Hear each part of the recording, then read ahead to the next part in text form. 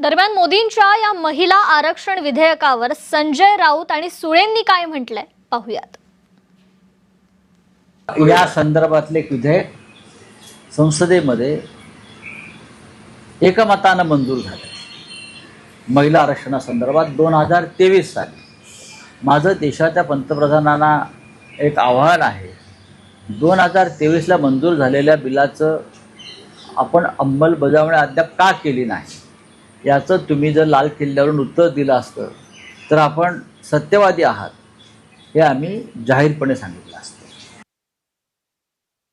तर महिला आरक्षणाचं बिल हे लोकसभेत आणि राज्यसभेत 2023 मध्ये पास झालेलं आहे। 2023 मध्ये एका मताने आम्ही सगळ्यांनी मिळून लोकसभेत आणि राज्यसभेत ते ऑलरेडी पास केलेलं आहे। त्याच्यामुळे महिला आरक्षणाच्या बाबतीत सगळेच पक्ष एका मताचे आहेत आणि आमच्या सगळ्यांचीच इच्छा आहे की लोकसभेमध्ये आणि विधानसभांमध्ये महिला आरक्षण लवकरात लवकर त्याची अंमलबजावणी व्हावी आणि हे बिल एका मताने, की पुन्हा रिपीट करते की एका मताने 2023 मध्ये आम्ही सगळ्यांनी पास केलं।